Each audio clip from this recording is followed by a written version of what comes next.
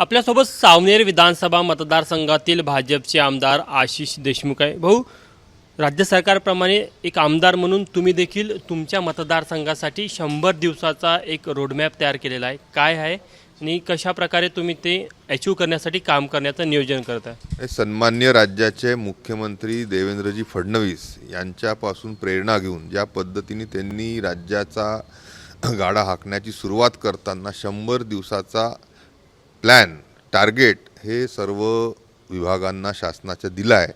त्याच धर्तीवर आम्ही देखील प्रयत्न करतो आहे की सावनेर कळमेश्वर विधानसभा क्षेत्रामध्ये येणारे पहिले 100 दिवस या नवीन वर्षाचे 1 तारखेपासून चालू होत असताना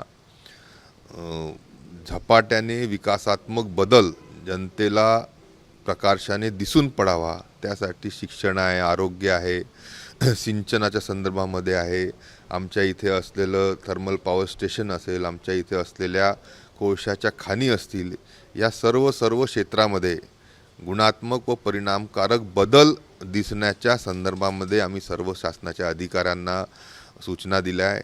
संपूर्ण मतदारसंघातले आमच्या कार्यकर्त्यांनी दिलेलं प्राधान्यक्रम लक्षात घेता नक्कीच आम्हाला अपेक्षा आहे की नवीन सरकार आणि त्याच्या माध्यमातून सावनेर कळमेश्वर विधानसभा क्षेत्रामध्ये येणारे जे 100 दिवस नवीन वर्षाचे आहे ते खऱ्या अर्थाने चांगलं असं काम करून दाखवण्यासाठी आम्ही सर्वजण सज्ज आहोत। नियोजन कसं केलं तुम्ही, म्हणजे काय करणार आहे 100 दिवसामध्ये? तुम्हाला एक तुमच्या कार्यशैलीमध्ये देखील ते कृतीमध्ये दाखवावं लागेल। नाही, उदाहरणार्थ सांगतो की आरोग्याच्या दृष्टीने कॅन्सर सारखा आजार हा खऱ्या अर्थाने त्या व्यक्तीसाठी, त्याच्या कुटुंबासाठी अतिशय वेदनादायी आणि त्यानिमित्ताने आर्थिक भुर्दंड देखील देणारा असू शकतो। आणि म्हणून आम्ही आमच्या मतदारसंघाच्या 1 लाखपेक्षा जास्ती घरांमध्ये प्रत्येकच व्यक्तीचं स्क्रीनिंग त्यानिमित्ताने करणार आहे। लहान मुलांपासून तर वयोवृद्धापर्यंत, महिलांपासून तर सगळ्या लोकांचं करणार आहे। त्यामध्ये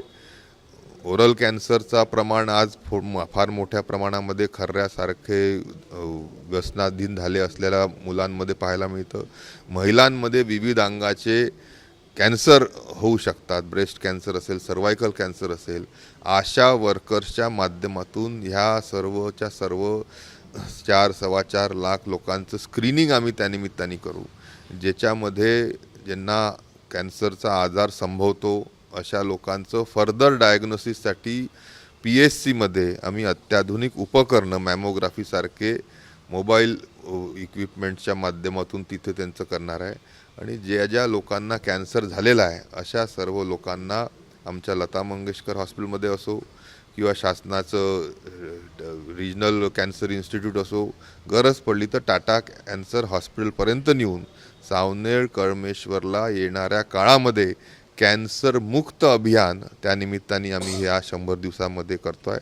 हे आरोग्याच्या संदर्भामध्ये आहे। अशाच पद्धतीचं डिटेल प्लॅनिंग हे आम्ही वेगवेगळ्या विभागांसाठी आखलेलं आहे। तुमच्या मतदारसंघामध्ये 2 गोष्टी खूप, एक म्हणजे शेतकरी आणि तरुण यांना घेऊन काय नियोजन आहे?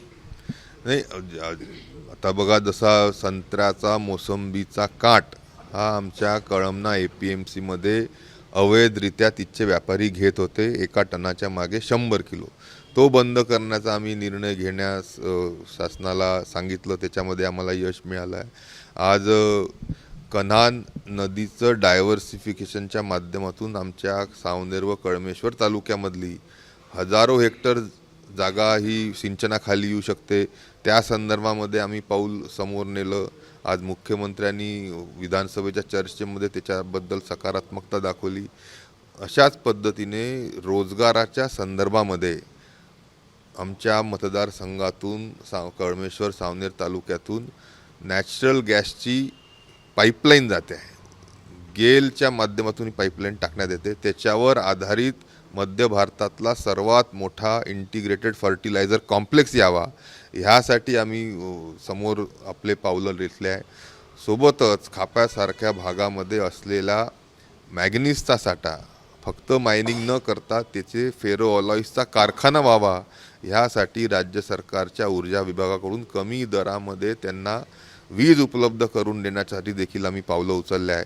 ह्या दोन्ही प्रकल्पाच्या माध्यमातून रोजगार हा उपलब्ध करण्यासाठी देखील आम्ही प्रयत्न करतो आहे। आणि म्हणून प्रोफेशनली जर आपण समोर गेलं तर नक्कीच चांगले असे विकासाचे कामं कमी अवधीमध्ये होऊ शकतात. त्याच्या दृष्टीने आम्ही हे प्रयत्न करतो. शेवटला प्रश्न, महिला सक्षमीकरणासाठी काय 100 दिवसाच्या रोडमॅपमध्ये आहे? बघा, आम्ही परवा माझ्या मिसेसला या संदर्भामध्ये महिलांच्या रोजगारासाठी काम करायचं आहे. आज लाडकी बहीण योजना यशस्वी होत असताना त्यांना कायमस्वरूपी महिलांना रोजगार मिळावा म्हणून बचत गटाच्या माध्यमातून राज्य सरकारच्या, केंद्र सरकारच्या नॅशनल रूरल लाईव्हलीहूड मिशनच्या अंतर्गत गारमेंटिंगचा प्रकल्प असेल किंवा विविध प्रकल्प असेल, ही शासनाच्या माध्यमातून गावोगावी उभारता यावी यासाठी सुरुवातीचे पावलं आम्ही उचलले आहे. अपेक्षा आहे की आमच्या भागातील महिलांना रोजगार देण्यासाठी आम्ही काही ना काही कॉन्क्रीट करण्याच्या संदर्भामध्ये यशस्वी होऊ.